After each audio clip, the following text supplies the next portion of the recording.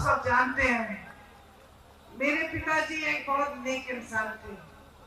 दिल बहुत साफ था, ईमानदार थे और बहुत हिम्मत वाले थे। जैसे जैसे मैं बड़ी हुई, कभी कभी उनके चुनाव के प्रचार के लिए यहाँ आ जाती थी। पहली बार जब मैं 20-25 दिनों के लिए यहाँ आई तो अपनी माता जी के साथ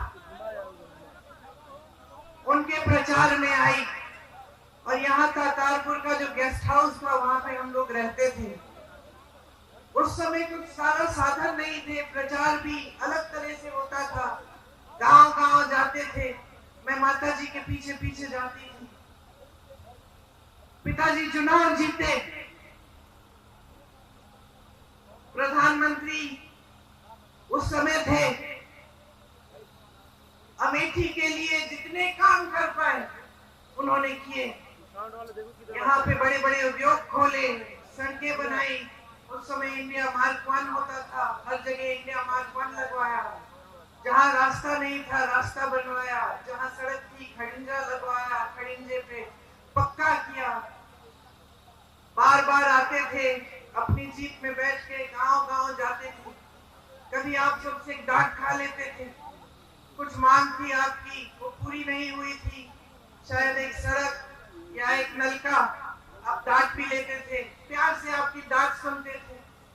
ये सब बातें मैंने देखी। कुछ समय बाद जब वो चुनाव, देश का जो चुनाव है वो हारे, यहां से तो जीते ही थे, तो उनके ऊपर काफी उनकी सुरक्षा की काफी ये संदेह था कि कोई कुछ करेगा उनको। उनकी माताजी की हत्या हो चुकी थी, हम सब ने बचपन में वो देखा था, वो क्षण देखा था। अब मैं 17-18 साल की थी, पिताजी के लिए प्रचार किया था। पिताजी जो बड़ा चुनाव है वो हार गए, लेकिन अमेठी से फिर भी जीते थे। सुरक्षा की बड़े सवाल थे।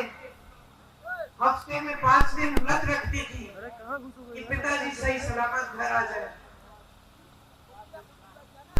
एक बार तो मौन व्रत भी रखने लग गई। पिताजी ने कहा तुमने आज ये दिन क्यों, इतवार के दिन? उन्होंने कहा ये दिन क्यों चुना तुमने मौन होने के लिए? इसी दिन कुछ घंटे मिलते हैं तुमसे बात करने के, बाकी समय में काम करता रहता हूँ। पिताजी ने हारने के बाद मेरे ख्याल से 2 या 3 गुना काम किया होगा जितना उन्होंने जीतने के समय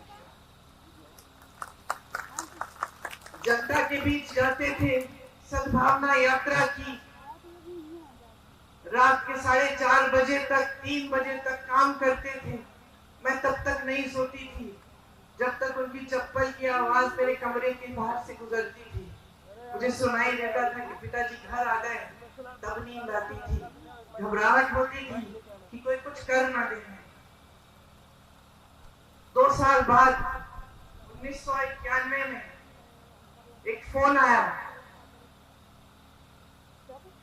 किसी ने कहा कि पिताजी को कुछ हो गया है, पता करो। चुनाव प्रचार में गए थे, रात के शायद 10:30 या 11 बजे थे।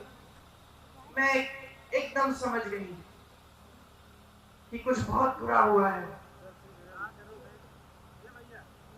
और अपनी माँ को बताने का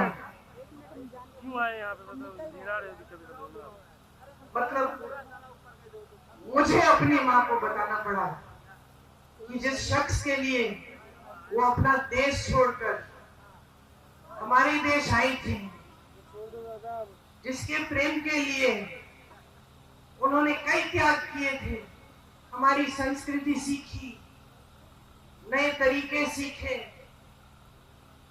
इंदिरा जी से हमारी भारतीय सभ्यता सीखी, वो खत्म हो गए हैं। मैं उनके कमरे में गई और जब मैंने उनको बताया तो उनकी आंखों में जो मैंने देखा, जैसा एक अंधेरा सा छा गया। और मैं आपको ये बात बता सकती हूँ कि उस दिन के बाद मैंने अपनी माँ की हंसी कभी उस तरह नहीं सुनी जैसे जब हंसती थी जब पिताजी होते थे।